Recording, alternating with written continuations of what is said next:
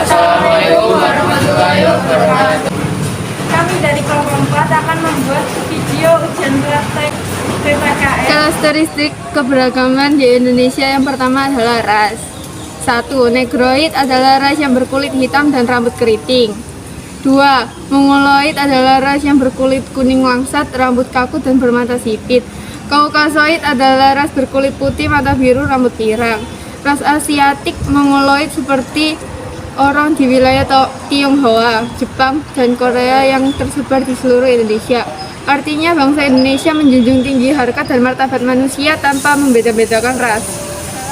Agama, kebebasan beragama dijamin oleh UUD 1945. Agama yang diakui secara sah di Indonesia adalah Islam, Kristen, Katolik, Hindu, Buddha, Konghucu.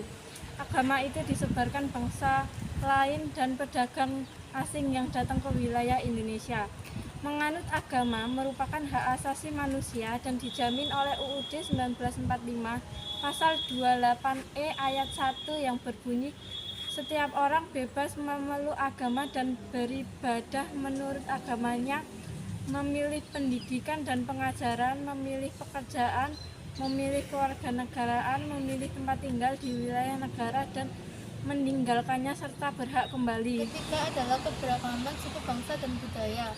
Suku bangsa atau kelompok etnik adalah kesatuan hidup manusia yang mempunyai sistem interaksi, sistem norma yang mengatur identitas, komunitas, dan rasa identitas, mempersatukan semua anggota memiliki sistem kepemimpinan tersendiri.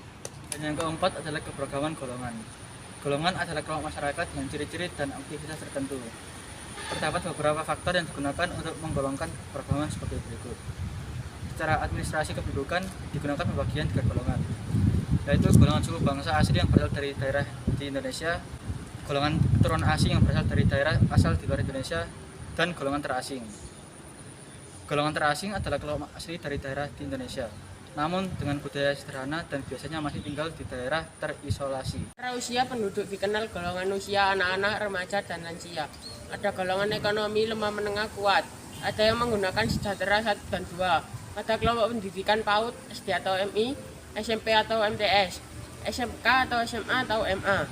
Dan perguruan tinggi adapun mata pencaharian atau profesi, ada golongan nelayan, petani, pedagang, wira swasta, PNS, TNI, Polri, politisi, guru, dokter, dan lain-lain. Meski terdapat beragam pengolahan, namun berbagai organisasi tersebut mempunyai landasan ideologi yang sama, yaitu Pancasila. Artinya semua golongan sosial berada dalam Bhinneka Tunggal Ika. Di konflik Lampung dan Bali, dampak positif yang dapat diambil adalah kita mendapat pelajaran atau hikmah yang bisa kita petik dan dari kejadian itu, dan kita dapat lebih mempererat persaudaraan kita. Dampak negatifnya adalah 1 warga atas nama Luwak Heluka meninggal dunia. Selain itu 21 warga luka-luka dan 40 rumah dan Honai habis dibakar.